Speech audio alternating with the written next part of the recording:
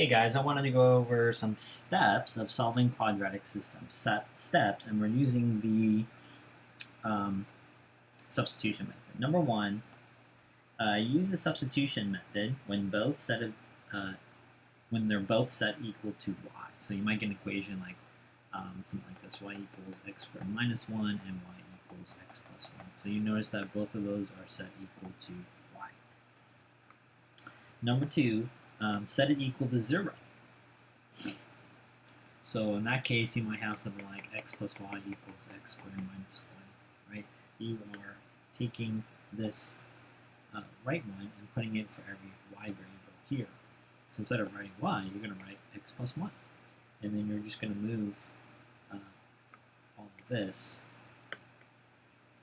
to the other side. That's what it means there by set equal to 0.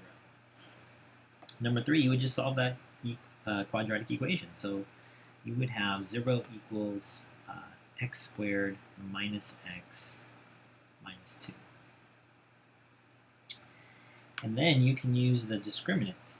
How many solutions are there? Well, if you take this, the discriminant is inside the quadratic formula. So we already know that ax squared plus bx minus c. So I'm just doing this example right here. You have 1, negative 1, and negative 2. So if we put that in, you're going to have a negative 1 squared minus 4 times a value, which is 1, and c value is negative 2. So in our example here, you would get 1, negative 4 times 1 is negative 4, negative 4 times negative 2 is positive 8. So then our answer is 9. Now, you'll recognize that 9 is greater than 0, so you get 2 solutions in ours. Use x to get y. So we would have to solve this one over here. Let's go ahead and solve it. So I'm going to factor it. A times c is negative 2, b value is negative 1. So my two numbers, 2 and 1, negative 2 and positive 1. And so I have this. And then if you solve those, we're still trying to get x right there, right? So 0 product rule, set it equal to 0. And just quickly solve that. X equals 2, x equals negative 1. Okay?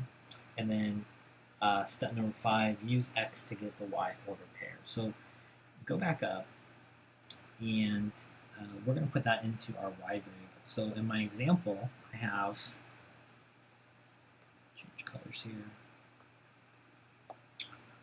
y equals x plus 1 is probably the easiest one. I'm going to do that twice. Y equals x plus 1, y equals x plus 1, and we're just going to put that in for the variable x. Does that make sense? So then I have y equals 2 plus 1, which is 3. And y equals negative 1 plus 1, which is 0.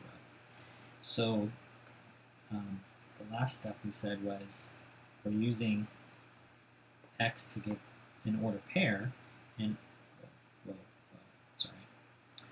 our order pair is 2, 3, and negative 1, 0. And you can graph that to verify those are your solutions. Let's quickly graph that. So y equals x squared minus 1.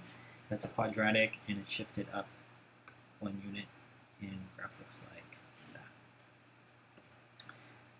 And then x, let's graph our x plus 1. Again is, whoops, that one shifted down.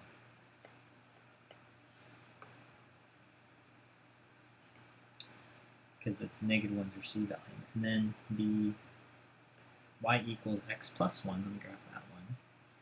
Something like this, right? And then we graph our solutions, which are 2, 3, so something like this. And negative, that should probably have been right there, negative 1, 0.